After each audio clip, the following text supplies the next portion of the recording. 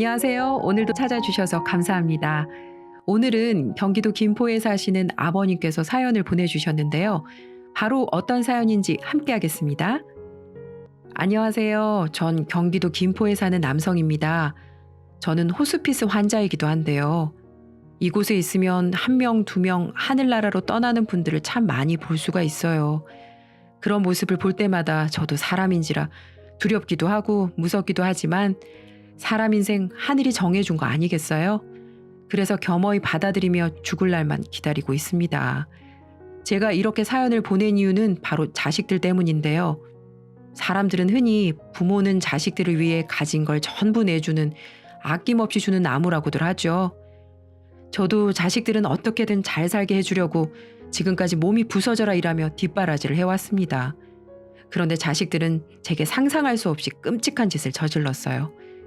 어찌 보면 전 왼수 같은 배은망덕한 자식놈들 때문에 병을 치료할 시기도 놓치고 지금은 그저 죽을 날만 기다리는 신세가 되어버렸네요.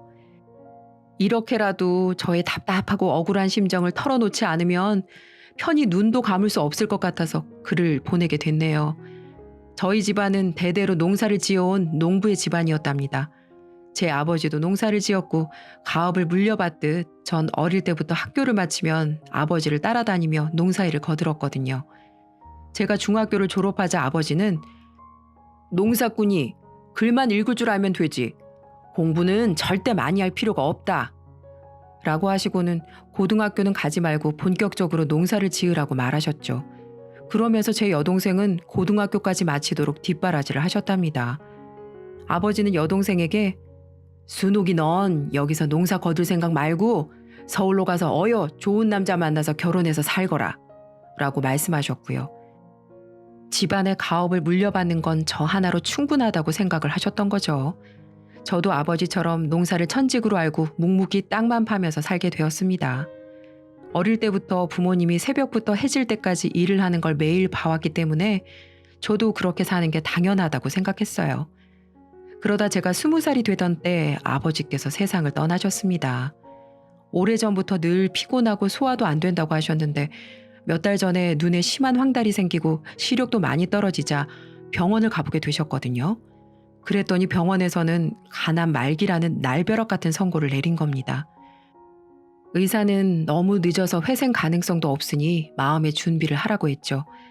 하지만 엄마는 의사를 붙잡고 제발 남편을 살려달라고 매달리셨어요.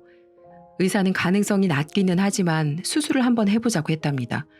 그런데 아버지는 완강하게 수술을 거부하시는 거예요. 아버지는 수술해봐야 산다는 보장도 없는데 괜스레 돈만 날리지 말고 어서 집으로 가자고 이렇게 말씀하셨죠. 엄마는 울고불고 안 된다고 아버지에게 수술을 받자고 애원했지만 아버지의 황소고집을 이기지는 못했답니다. 저희 아버지 세대의 공통점이 내가 죽어도 자식들에게 피해가게 해서는 절대 안 된다는 부모로서의 책임감이었다고 생각해요. 병원에서 퇴원하고 그렇게 3개월 후에 아버지는 세상을 떠나셨습니다. 그 다음에 고등학교를 졸업한 여동생은 서울로 떠났고 저는 혼자 남은 엄마와 함께 농사를 지었어요. 이제 남은 걱정은 한 가지뿐이었는데 바로 제가 결혼을 해서 가정을 꾸리는 것이었죠. 하지만 시골에서 농사나 짓는 별 볼 일 없는 남자한테 시집 오겠다는 여자가 어디 있을라고요. 하물며 같은 마을에 사는 처녀들도 모두 도시로 나가서 남편감을 찾았으니까요. 그러다가 서울로 간 여동생이 결혼을 약속한 남자를 데리고 집으로 내려왔어요. 여동생은 나이 든 오빠보다 먼저 결혼을 하는 게 마음에 걸리는지 제 눈치를 살폈지만 전 괜찮다고 여동생에게 말해주었죠. 그러자 여동생은 오빠 고마워. 그리고 힘들게 농사만 짓게 만들어서 정말 미안해. 라고 하면서 눈물을 보이며 울먹였답니다. 어릴 적부터 저를 유난히 따르던 여동생이 이제는 결혼을 한다고 하니 저도 감회가 남달랐답니다. 여동생이 결혼을 하고 난 뒤에 엄마가 바빠지셨어요. 여러 군데 수소문하면서 제 짝을 찾으려고 동분서주하셨던 거죠. 주위 사람들의 소개로 맞선도 여러 번 봤지만 번번이 퇴짜를 맞았답니다. 아무리 찾아봐도 도무지 제 짝이 나타나지 않자 어느 날 엄마는 제게 국제결혼 이야기를 꺼내더라고요. 전 다른 나라 여자와 결혼을 한다는 게 썩 내키지 않았지만 엄마는 마음만 맞으면 국적이 무슨 상관이냐며 저를 설득했죠. 그때 제 나이는 30 중반을 넘어서고 있었고요. 저도 결혼은 해야겠지만 뾰족한 수가 없어 엄마의 뜻을 따르기로 했답니다. 그래서 국제결혼 중개업체를 찾아가서 마땅한 상대를 만나기 위해 베트남으로 넘어가 아내를 만나게 되었죠. 베트남 아내는 한국말을 곧잘해서 의사소통에는 어려움이 없었답니다. 알고 보니 베트남 아내는 한국으로 시집을 오기 위해 몇 년간이나 한국어 공부를 했다더군요. 저도 키는 작지만 동글한 얼굴의 아내가 아주 마음에 들었어요. 그 뒤는 일사천리로 진행돼 아내와 전 결혼식을 마쳤고 시골집에서 같이 농사를 짓게 되었죠. 제가 결혼을 하니까 엄마보다 제 여동생이 더 좋아하더라고요. 여동생은 저에 대한 미안함으로 늘 가슴속에 무거운 돌덩이를 얹은 것처럼 답답했는데 이젠 홀가분하다고 했고, 저도 이젠 가장이 되었으니까 더 열심히 일을 했답니다. 3년이 지나자 아내는 아들만 둘을 낳았어요. 아내는 무척이나 부지런했고 농사일을 잘 알고 있었죠. 베트남에서도 농촌에서 자라 저처럼 어릴 때부터 농사를 지어왔다고 했습니다. 그렇게 5년을 아내와 저는 남부러울 것 없이 살았는데 정말 하늘이 무너지는 것 같은 일이 생기고 말았네요. 글쎄, 아내가 돈을 몽땅 훔쳐서 도망을 친 겁니다. 그날은 수확한 쌀을 농협에 판 날이었죠. 그러니까 1년에 한 번 있는 추곡수매를 했던 날이었는데요. 저는 벼농사를 주로 지었던 탓에 추곡수매로 받은 돈이 가장 큰 수입원이었죠. 그때는 지금처럼 전산 처리가 제대로 되어 있지도 않아서 모두 현금으로 쌀값을 지불했답니다. 저는 현금으로 받은 돈을 집으로 가지고 와서 장롱 속에 잘 넣어두고 다음날 아침에 읍내로 나가 은행에 저금을 할 생각이었죠. 그런데 다음날 아침에 일어나 보니 아내가 사라진 거예요. 전 혹시나 하는 불안감에 장롱부터 살폈는데 글쎄 돈이 아내와 함께 모두 사라지고 없는 겁니다. 전 온몸에 힘이 쭉 빠져 그 자리에 주저앉고 말았습니다. 엄마가 받은 충격은 더 심해서 뇌졸중으로 쓰러지셨고요. 엄마는 그 후유증으로 반신불수가 되셔서 병원에서 생활하시다 2년 뒤에 돌아가셨답니다. 전 아내를 찾지 않았어요. 자기가 낳은 자식도 버리고 도망칠 정도면 이미 마음이 떠나버렸기 때문에 찾아서 다시 데리고 온들 더 이상 같이 살 수도 없는 거죠. 문제는 이제 겨우 3살, 5살 된 두 아들을 온전히 저 혼자 키워야 하니 눈앞이 캄캄해지더군요. 그때 여동생이 시골로 내려왔어요.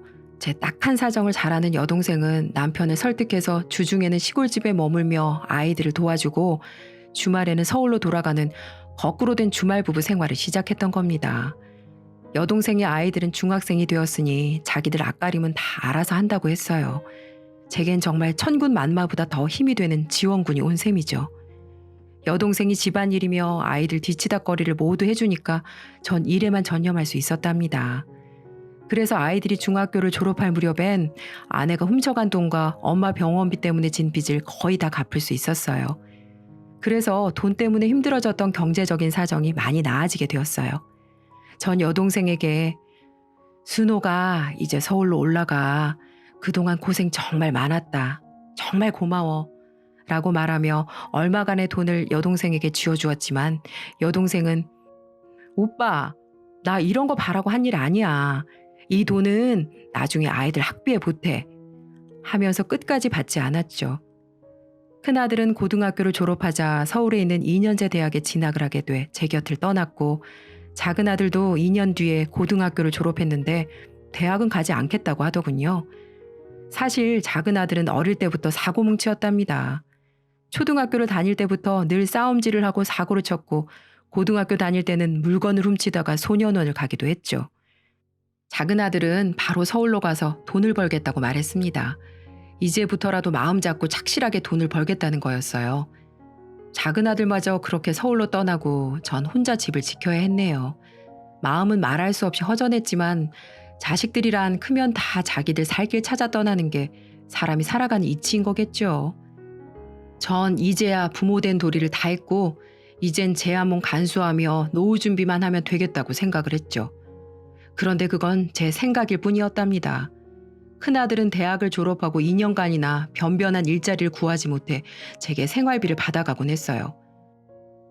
작은 아들은 다행히도 서울에 가서 바로 일자리를 구해서 한 1년 잘 사는가 싶더니 학교 다닐 때 그 성질 못 죽이고 싸움을 하고 술을 마시고 운전을 하다 사고를 내서 감옥에 갈 뻔한 걸 제가 합의금을 물어주고 빼내기도 했죠. 큰아들과 작은아들은 문제가 생길 때마다 제게 와서 손을 벌렸고 전 그때마다 부모된 도리로 차마 모른 척할 수가 없어서 아들이 원하는 대로 돈을 만들어 주었습니다. 그러다 보니 큰아들과 작은아들이 번갈아 가면서 집에 왔다 갔다 할 때마다 살림은 눈에 띄게 줄어들었죠. 큰아들이 사업을 해본다며 손을 벌릴 때는 가지고 있던 야산을 팔았고 작은아들이 사고를 쳐서 합의금이 필요하다고 할 때는 트럭을 팔아야 했답니다. 마치 밑 빠진 독처럼 두 아들 밑으로 돈은 끝없이 들어갔네요. 그러던 어느 날 큰아들이 여자를 데리고 내려왔어요. 큰아들은 결혼할 여자라고 했죠. 전 이제야 이놈이 철이 들어 가정을 꾸리려고 하는구나 생각하고 아주 기뻤는데 내막을 알고 보니 참 어이가 없었습니다. 며느리가 될 여자는 유흥업소에서 도우미로 일하고 있었는데 어쩌다 큰아들과 하룻밤을 보내고 그만 임신을 했다는 거예요. 큰아들은 아이를 지우자고 했지만 며느리는 절대 그렇게는 못하니까 책임지라고 난리를 쳤다는 거죠. 그런데 문제는 결혼을 하려면 며느리가 유흥업소에 진 빚 2천만 원을 갚아야 한다나요? 큰아들은 결혼만 하면 정말 열심히 잘 살겠다면서 제게 사정을 하더군요. 아버지, 이번이 정말 마지막이에요. 곧 예쁜 손주 안겨드릴 테니까 딱 한 번만 더 도와주세요. 하면서 눈물까지 흘렸고 며느리도 한없이 애처롭고 처량한 눈빛으로 저를 쳐다보더군요. 전 큰아들에게 사정은 딱하고 나도 도와주고 싶지만 이젠 나도 가진 돈이 없어. 그러자 큰아들은 기다렸다는 듯이 아버지 가수원 있잖아요. 라고 하는 겁니다. 전 그건 마지막 남은 재산이라고 하면서 절대 팔 수 없다고 버텼지만 큰아들은 물러서지 않고 제가 지칠 때까지 이틀 동안 집에 머물면서 저를 괴롭혔답니다. 결국 전 큰아들에게 두 손 두 발 다 들고 과수원을 처분하기로 하고 적당한 임자를 알아보기 시작했죠. 전 큰아들에게 그래, 네 말대로 과수원 다 팔아서 돈 만들어 줄 테니까 서울에 올라가 있어. 대신 정말 마지막이다. 라고 했죠. 큰아들과 며느리는 그제서야 웃으며 올라가더군요. 그런데 며칠 후에 여동생이 연락도 없이 갑자기 찾아온 거예요. 여동생은 저를 보자마자 오빠, 과수원 팔려고 내놨다는데 정말이야? 하고 물었죠. 제가 고개만 끄덕이자 여동생은 전후 사정을 대번에 알아차렸습니다. 명석이가 결혼할 여자 데리고 왔었다더니 그놈이 또 돈 달라고 했지? 라고 물었어요. 제가 먼 산만 보며 한숨을 쉬자 여동생은 답답한지 오빠 제발 그러지 마. 언제까지 자식놈들한테 다 퍼줄 거야. 그러다가 오빠 노후는 어떻게 하려고 그래? 오빠가 돈 한 푼 없는 알거지가 되면 그놈들이 쳐다라도 볼 것 같아? 이제부터 없는 자식이라고 생각하고 오빠 노후 준비나 착실하게 하라고. 그러니까 과수원 팔지 마. 제발. 하면서 간절하게 절 말렸지만 전 여동생을 설득했습니다. 순호가 명석이가 이번이 정말 마지막이라고 철석같이 약속했다. 그러니까 한 번만 더 믿어보자고 라고 했어요. 여동생은 지금껏 거짓말을 밥 먹듯이 했는데 큰아들 말을 대체 어떻게 믿냐고 했지만 자식을 믿지 않으면 대체 누굴 믿겠냐 싶었죠. 전 여동생에게 지금 중요한 건 내 노후가 아니라 자식들 앞날이야 라고 말했답니다. 그러자 여동생도 절 설득하는 걸 포기했어요. 여동생은 이틀 동안 머물며 여러 가지 밑반찬을 만들어 놓고 돌아갔습니다. 과수원이 팔리자 전 아들을 불렀죠. 그리고 통장 2개를 큰아들과 며느리에게 하나씩 주었습니다. 전 며느리에게 이 돈으로 네 빚부터 갚아라 라고 말하고 큰아들에게는 나머지는 신혼살림 차리는데 보태서 써 라고 말했죠. 그렇게 원하던 돈을 받은 큰아들과 며느리는 고맙다는 말 한마디 없이 바로 돌아서더군요. 몇 달 뒤에 여동생이 다시 전화가 왔어요. 여동생은 제게 오빠, 작은 놈이 찾아와서 돈 달라고 하면 절대 주면 안 돼. 알겠지? 라고 하는 겁니다. 아마 작은 아들이 여동생을 찾아와 돈을 빌려달라고 했던 모양이에요. 제가 자세하게 말해보라고 하자 여동생은 얼마 전에 작은 아들이 찾아와 1,000만 원만 급히 빌려달라고 하더랍니다. 여동생은 작은 아들이 어떤 놈인지 잘 알기에 없다고 딱 잘라버렸다고 했어요. 그러자 작은 아들은 여동생에게 온갖 욕을 해대면서 심한 행패를 부리더니 돌아갔다고 하네요. 그런데 아무리 돈이 급해도 고모한테 그렇게 욕을 하고 행패를 부리는 걸 보니 심상치 않은 일이 생긴 게 분명하다고 생각해서 어렵게 수소문해서 알아보니 글쎄 작은 아들이 도박에 빠져 사채를 쓰고 도망을 다니는 형편이라는 거예요. 만약에 돈이 생기면 분명히 다시 도박을 할 거니 절대 돈을 주지 말라고 하는 거였죠. 전 알았다고 말했습니다. 여동생의 말처럼 며칠 후에 작은 아들이 거의 노숙자나 다름없는 몰골로 저를 찾아왔답니다. 그런 거지 같은 꼴을 보니 작은 아들이 하고 다니는 짓을 미워도 불쌍하고 또 안쓰러운 마음이 들어서 우선은 든든하게 밥을 먹였습니다. 작은 아들은 밥을 먹고 나더니 역시 돈을 해달라는 거예요. 저도 이젠 정말 돈이 없었어요. 두 아들이 번갈아 가면서 손을 벌리는 바람에 대출도 받을 수 있는 대로 다 받아서 방법이 없었어요. 그러자 작은 아들 놈은 정말 기가 막힌 말을 하는 겁니다. 아버지, 그냥 논이고 밭이고 전부 다 팔아버리자. 전 그 순간 이성을 잃을 정도로 화가 나서 바로 작은 아들의 뺨을 세차게 때리고 말았답니다. 이놈의 자식이 그걸 말이라고 하는 거야? 논이며 밭이며 전부 팔아버리면 난 뭘 먹고 살란 말이냐? 그러자 작은 아들은 저를 똑바로 보면서 그건 내가 알 바가 아니고 부모가 됐으면 자식이 돈 필요하다고 하면 줘야 하는 거 아니야? 이러는 겁니다. 전 하도 기가 막혀서 마당에 있던 삽자루를 가지고 와서 작은 아들에게 휘둘렀습니다. 당장 내 눈앞에서 꺼져! 이런 나쁜 놈 같으니라고. 하고 소리를 지르자 작은 아들도 눈에 불을 켜고 쌍욕을 하면서 제게 덤벼들더군요. 그때 여동생이 소리를 지르면서 들어왔답니다. 현석이 이놈의 자식이 어디 아버지한테 이런 몹쓸 짓을 해! 하며 작은 아들에게 달려들었죠. 작은 아들은 제 여동생을 마당에 밀쳐버리고 저와 여동생을 싸잡아 욕을 하는 거예요. 아, 정말 짜증나게 하네. 둘 다 그 나이 먹도록 1,000만 원도 없이 왜 살아? 에이, 재수가 없으려니까 정말. 이러는 겁니다. 전 자식놈한테 그런 말까지 들으니 도저히 더 이상은 참을 수가 없었습니다. 지금까지 모든 걸 다 해줬는데 고작 한다는 소리가 돈 없으면 그냥 나가 죽으라는 거예요.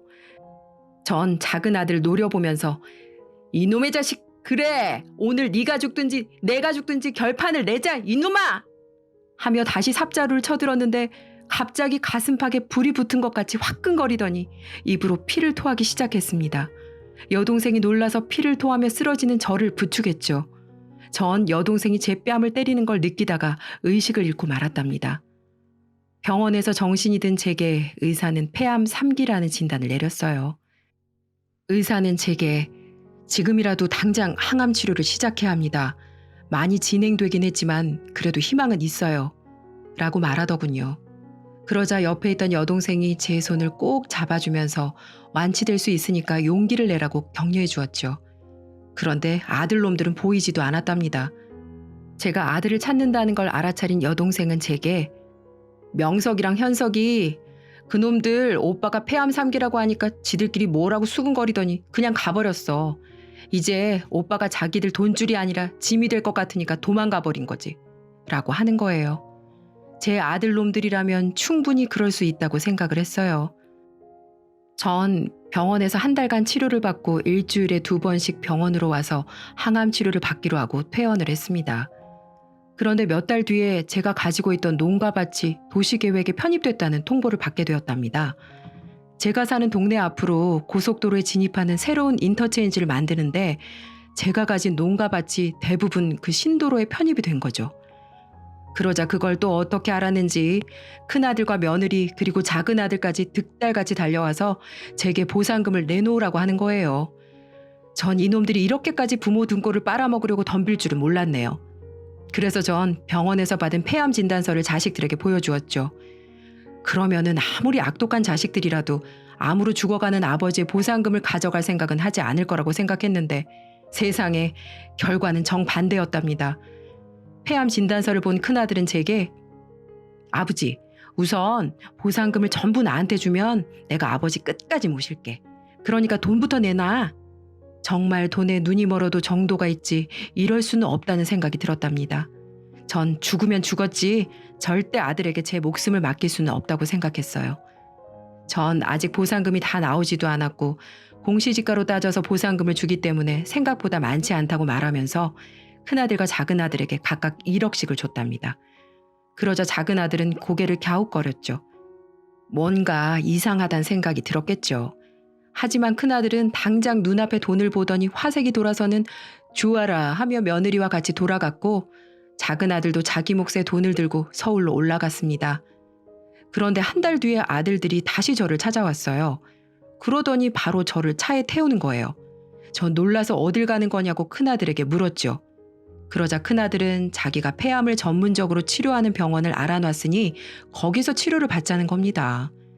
전 왠지 믿음이 가지 않았지만 큰아들은 지금까지 제게 너무 불효만 저질렀는데 마지막으로 제가 죽기 전에 효도 한번 하고 싶으니 자기만 믿으라고 하는 거예요. 저는 그래, 이놈들도 내가 죽을 병에 걸렸다니 이제야 정신을 차렸구나 라고 생각을 하고 큰아들이 이끄는 대로 병원에 가서 입원을 했습니다.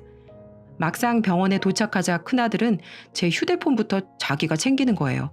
지금부터 며느리와 자기가 교대로 저의 병수발을 들겠다는 거예요. 전 큰아들의 말을 그대로 믿었습니다. 그런데 병원에 입원한 지 며칠이 지나도 항암 치료를 하지 않는 거예요. 제가 하도 이상해서 간호사에게 물어보니 절 이상하게 바라보면서 어머, 뭔가 착오가 있나 보네요. 여긴 호스피스 병동인데요? 이러는 겁니다. 전 이제야 아들놈들이 무슨 짓을 저한테 저지르고 있는지 알아차렸답니다. 아들놈들은 절 산송장 취급을 한 거죠. 그래서 항암 치료 대신에 호스피스 병동에 쳐놓고 그저 제 죽을 날만 기다리게 만든 거였어요. 큰아들과 며느리가 교대로 병실을 지키는 건 혹시라도 제가 다른 곳으로 가지 못하도록 감시를 하는 것이었고, 제 휴대폰을 뺏은 건 여동생이 저를 찾지 못하게 만들려고 했던 거였어요. 전 이제 꼼짝없이 여기서 죽는 날만 기다릴 수밖에 없는 처지가 되었어요. 그때 제게 구세주가 찾아왔답니다. 바로 제 여동생이 백방으로 수소문해서 제가 여기 있다는 걸 알고 찾아온 거죠. 그날은 작은 아들도 병실에 와 있었어요. 여동생은 병실에 들어서자마자 큰아들과 며느리의 뺨을 갈겨버렸답니다. 여동생은 큰아들에게 이 천하의 후레자식 같은 놈들, 병든 아버지를 치료는 못할 망정 빨리 죽기를 바래? 이 벼락을 맞아도 시원치 않은 나쁜 놈들아! 하며 악을 쓰자 아들들은 여동생의 기세에 눌려 아무 말도 하지 못했습니다. 아들놈들은 여동생에게 뭔가 오해를 한 거라며 곧 항암 치료를 시작할 생각이었다고 둘러댔지만 여동생은 저를 다른 대학병원으로 옮겼답니다. 전 그곳에서 항암 치료를 다시 시작했지만 의사는 너무 늦었다며 조금만 더 빨리 왔으면 가능성이 있는데 지금은 암세포가 너무 많이 퍼져 손을 쓸 수 없다며 6개월 시한부 판정을 내리더군요. 아들놈들 때문에 항암 치료를 몇 달간 중단한 것이 화근이 되었던 거였어요. 전 이제 모든 걸 정리하기로 생각하고 제가 받은 보상금이 든 통장을 여동생에게 주었답니다. 그 통장에는 30억 원이 들어있었죠. 사실 아들에게 준 2억은 보상금의 일부였어요. 전 여동생에게 난 이제 곧 죽을 몸이니까 돈이 무슨 소용이야. 네가 잘 가지고 있다가 요긴하게 써라 라고 말했죠. 그러자 여동생은 자기는 절대 이 돈에 손을 댈 수 없다고 했어요. 그러면서 악마 같은 조카들 손에 이 돈이 들어가게 하느니 사회복지단체에 기부하겠다고 하는 겁니다. 그래서 저도 그러라고 했습니다. 왜냐하면 저도 그런 배은망덕한 자식들에게는 돈 한 푼 쥐어주고 싶지 않았으니까요. 어떻게 알았는지 자식들이 보상금 내놓으라며 찾아왔더군요. 아버지, 보상금 30억 있는 거 다 알아요. 아버지 어차피 죽으면 그 돈 어디 쓸 데도 없잖아요. 이렇게 불쌍하게 살고 있는 자식들 생각은 안 하세요? 빨리 어서 주세요. 빨리 주시라고요. 라며 병원에서 고래고래 소리를 치더군요. 그 소리를 들으니 도저히 참을 수가 없었어요. 이런 쓰레기 같은 놈들! 너네 엄마 일찍 죽고 내가 너네들을 어떻게 키웠는데 이젠 애비로 보이지 않고 내가 돈으로 보인다는 거냐? 너네들한테 줄 돈도 없고 그 돈은 이미 사회복지 후원금으로 기부 다 했다. 한 발 늦었어. 그러니 어서 다들 꺼지고 다시는 오지 마라. 알겠냐? 이렇게 말을 하고 쫓아버렸습니다. 그런 말을 들은 자식들은 망연자실하며 어떻게 우리하고 상의 한마디 없이 그럴 수 있냐며 오열을 하더군요. 그 돈이 어떤 돈인데 우리에게 그럴 수가 있냐며 따지고 난리도 아니었지만 더 이상 걔네들은 자식으로 보이지도 않더군요. 그렇게 전 자식들과 아예 연을 끊기로 했답니다. 물론 30억을 바로 기부했다는 말은 다 거짓말이었어요. 마지막까지도 어떻게 나오는가 보려고 했던 말이었는데 사람은 역시 변하지 않더군요. 그 이후 큰아들은 2달 뒤에 찾아와 하던 사업이 다 망해서 살고 있는 아파트까지 경매로 넘어갔다며 단돈 500만 원이라도 빌려달라고 하소연을 하더군요. 500만 원도 없어 손을 벌리는 큰아들에게 한마디 해줬습니다. 앞으로 네 인생은 네가 책임지고 살아라. 이젠 너나 둘째나 불쌍하지도 애처로워 보이지도 않는다. 전에도 말했다시피 이미 보상금은 다 기부했으니까 내가 너한테 줄 돈도 없다. 네가 뿌린 거는 네가 해결하고 살아. 남한테 의지하지 말고 다시는 이런 일로 찾아오지 말아라. 하며 보내버렸죠. 둘째도 시도 때도 없이 돈 좀 달라고 연락 오고 찾아오지만 냉정하게 말을 했더니 이제야 조금 잠잠해지네요. 결국 큰아들은 지하 단칸방으로 이사를 하게 됐다고 했고 작은 아들은 지금은 돈을 흥청망청 제가 준 돈 쓰다가 지금은 고시원에 산다고 하더라고요. 하지만 전 절대 도와주지 않을 생각입니다. 그런 자식들은 내가 죽어도 눈 하나 깜짝 안 하고 제 재산이 얼마나 남았는지 그것부터 찾을 놈들이니까요. 아들들에게 이 70 노인이 할 수 있는 최고의 벌을 준 것 같아 마음은 좀 아프지만 단단히 마음 먹으려고 합니다. 걔네들은 고생을 좀 더 해봐야 되니까요. 요즘 전 병원에서 하루하루 연명 치료를 받고 있습니다. 언제까지 이 세상 살게 될지도 모르겠네요. 그래도 버틸 때까지는 한번 버텨보려고요. 그리고 제게 남은 모든 재산은 여동생이 제가 죽으면 사회에 환원하기로 이미 합의를 마친 상태입니다.